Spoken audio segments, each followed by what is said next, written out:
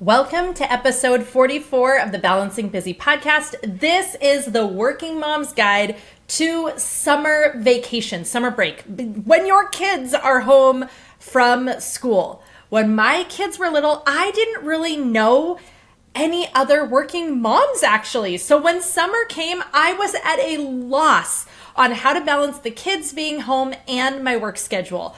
I heard someone say one of the best things you can do when you're trying to figure out how you're going to do summer break and work is to ask other parents, but I didn't have any. So this episode is dedicated to anyone who's not really sure who to go ask and who needs some guidance. Now that all of my kids are in high school, this episode, it's dedicated to you mamas trying to figure out how this is all going to work. I'm going to share with you what I've tried.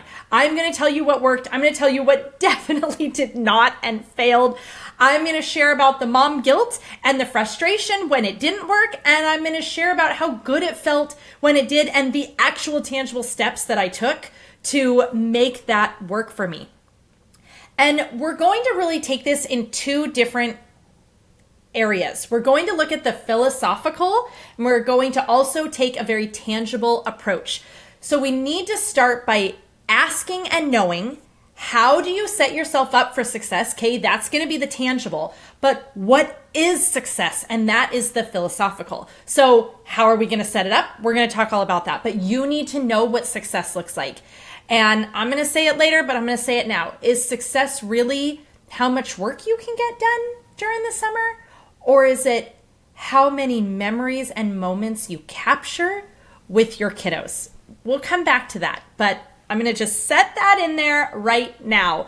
So this episode is for a listener. Her name is Carly Joe, and she sent me a DM. I tell you guys to do this. I hope you will. What do you want to hear me talk about? What do you need help with? How can I help you balance the busy? Well, Carly Joe is incredible, and she DM'd me and she said, okay, anticipating this summer, when you work from home or run a small business from home and being able to balance my work and my kids.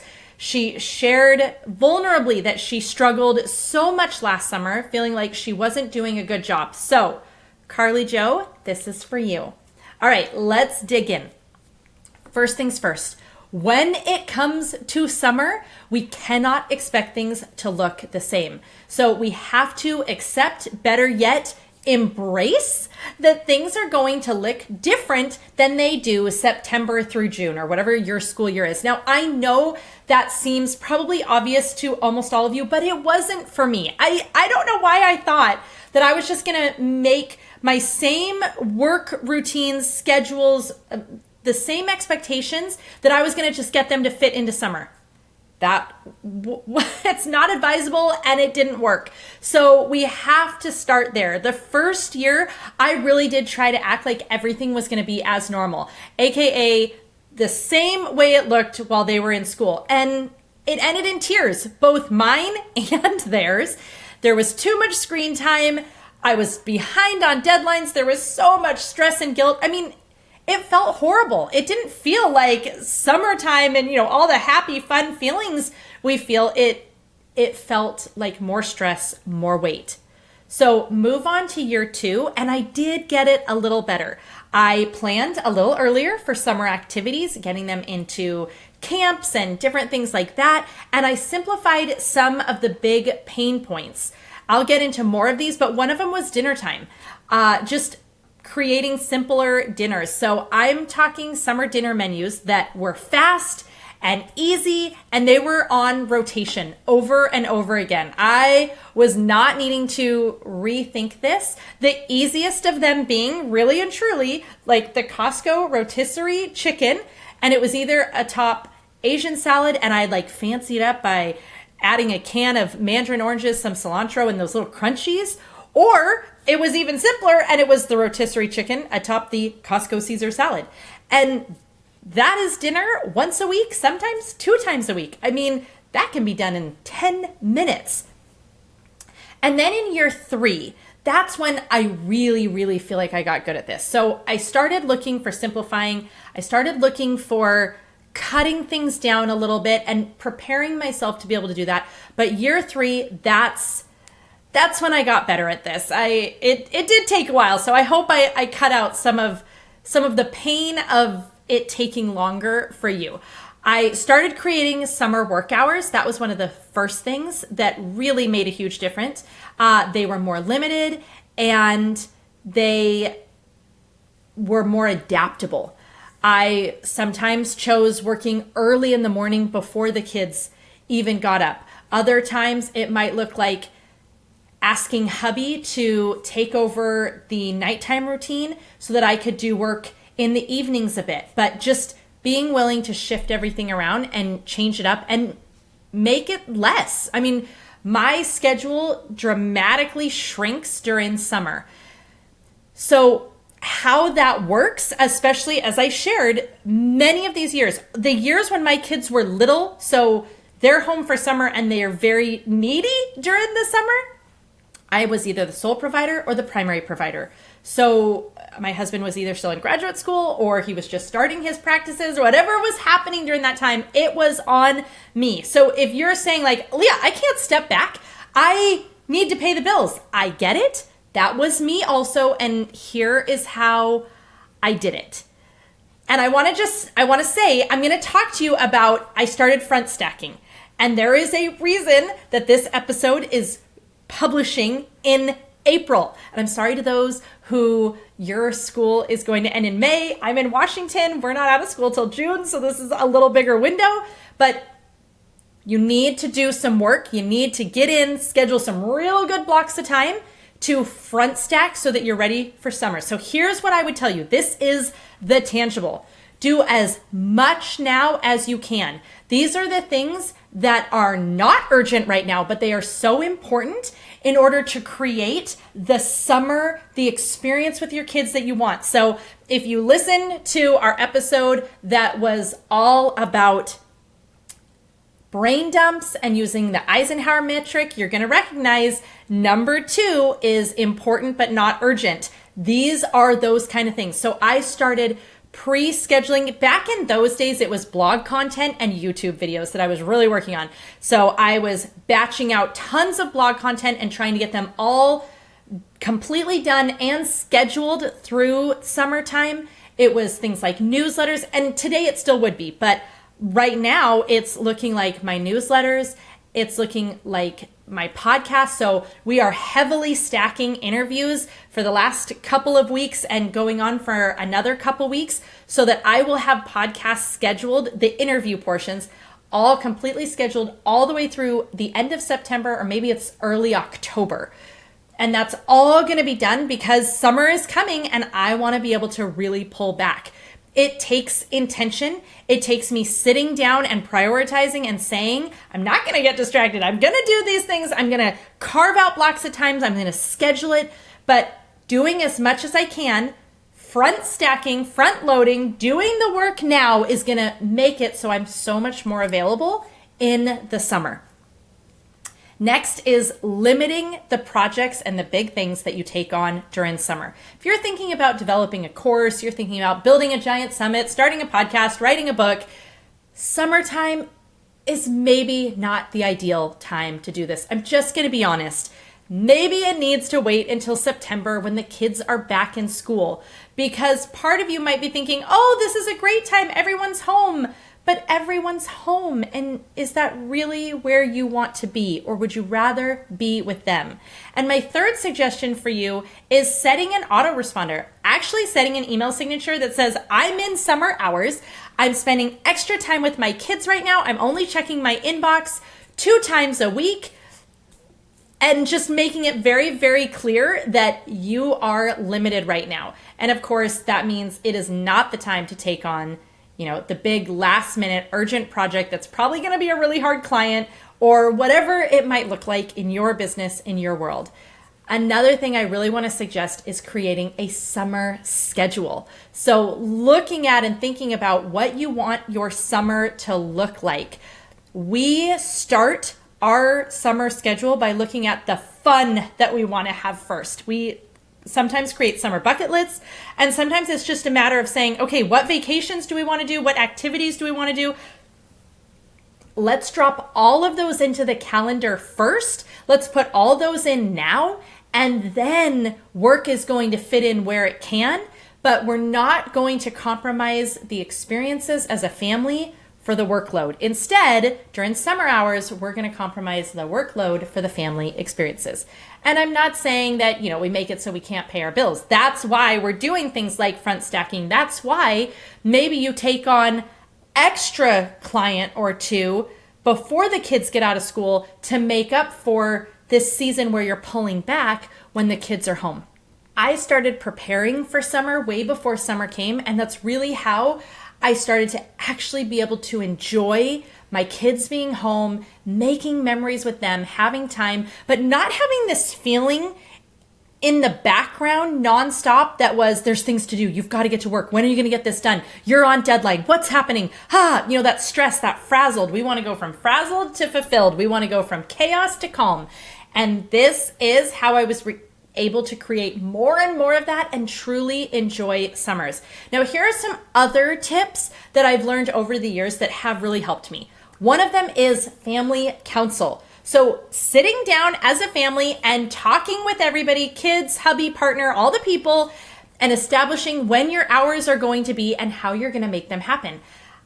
Even at this point, this was a gift from my husband. Taylor got this for me. I have a light on the outside of my office door now. So if it's green, everybody knows they can come in. If it's red, it means you cannot come in right now. I just set it from my computer, and it makes it so that, especially if my kids were little, I would have loved having that because they would have been like, oh, the red light, that means we have to be really quiet.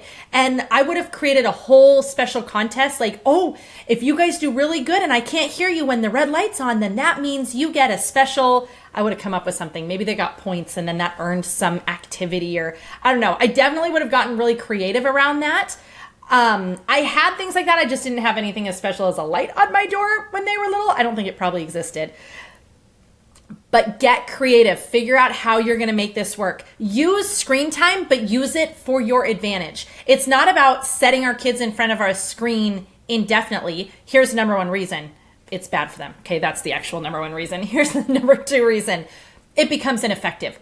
You know what I'm talking about. If you give them too much screen time, they then start getting bored by screen time and they're walking off. They have completely lost interest. It's not doing what you needed it to do, which was to keep their attention while you needed to get something done. So I would save screen time until I really needed it. And then I would be like, okay, this is your time. You get to have this amount, set a timer. And then that helped me to really get what I needed to get done, and then come back and be able to be present again.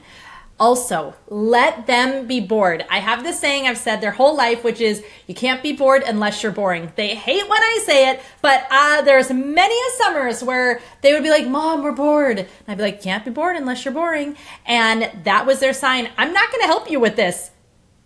Go find something to do. Another time, something we did is we created a bored bucket list. So it was all these ideas of things you could do when you're bored. We came up with all of it together one day. They came up with most of it. And then it was on the fridge, something like that. But they could go check it. So if they were feeling bored, I'd say, oh, go look at the list.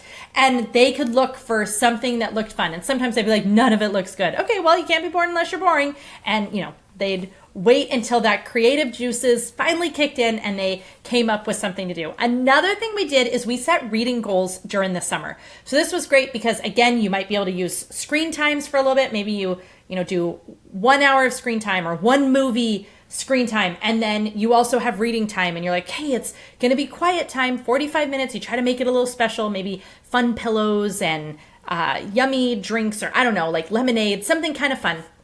But we had reading time too. And we set that with a reward system, which was they got money for every book they read. It was $1, $2, something like that. But while the kids were in older elementary school for several years, we were going to Disneyland every September. So we started our reading challenge at the very beginning of summer. And then however many books they read, they got $1 or $2 per book, and then they got to spend that in Disneyland. So that became their way to earn their spending money when we went to Disneyland in September. This is not me saying you should go to Disneyland in September, although you should. It's a really good time to go. This is me telling you, get creative. Figure out how you could make a reward system that helps your kids be excited about reading and doing these different things. And of course, we can't have this episode without talking about the idea of getting external help, outsourcing. Maybe that looks like actually paying someone to help you. Maybe you happen to have a family member, a friend that you could ask to help one day a week. Maybe it's a trade. You got to make sure that's actually working for you though, because if you end up having to be all in watching their kids, it's not serving you and that's probably not worth your time. One year we did pay someone. So most of the years we did not live close enough to family for them to be able to help. And one year we had a nanny who lived with us for the summer. She had been our babysitter through all of her high school years. And then we had recently moved away. We were in a bigger city now. She was getting ready to go to college and she came and stayed with us for the summer to be able to just experience something new. And she would help in the morning. So she got the kids up. She got them to their swim lessons and did those activities, played with them a little bit, made lunch. Then I came out at lunchtime. We all had lunch together and then played from there together. So it was great because I got up a little bit before the kids and it gave me a really good chunk of time to get my work done in a few hours in the morning. And then I had the whole rest of the day to play with them and be fully present. There are so many things that we can do to make summer be something that we really enjoy, something that feels good and works for us. And I'm going to say most of it is going to rest on getting organized and doing some work early to set yourself up for success. But let me just say this. You have 17 summers. 18 if you're really lucky. The first 3, they really can't remember. And the last 3, they're going to have their own social lives, activities, possibly even jobs.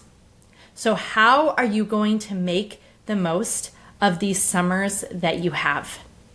Here's what I would honestly do different if I could do it again. And I'm not saying it in a regret way. I try not to regret, but being that this is it for me, that my oldest is 18 and she's going off to college and summers are looking very, very different.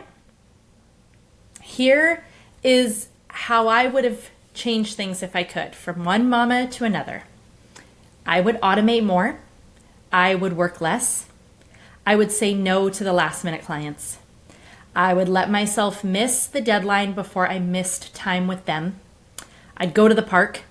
I'd set up the outdoor movie night. I'd eat more picnics, even if it was just the Costco rotisserie chicken on top of the Costco Caesar salad. I'd plan more, and I'd realize sooner that time is our most precious commodity. You can make more money. Money is always out there. It's always available. You only have so much time. And as one mama who is truly running out of time, running out of summers with her kids, that is what I would change. So I hope that this episode helps you both from a philosophical, personal perspective of be present, be there, make the memories. It's worth it. You will never regret that. And a tangible, here's how we still make sure that we cover the mortgage and pay for food and all those things. Please share this episode with another mama who is working. We need each other's help. I did not know these things and it was so hard figuring it out. So share this with the women in your life that you love and that you care about who are also trying to figure out how the heck to manage summer vacation when the kids are home. Thank you so much for being part of the Balancing Busy podcast, where I help you do less but better so that we can live our dreams and build the business and the life of our dreams, but without sacrificing our home, our health, and our happiness. I'll see you next week, and here is to the most incredible summer yet.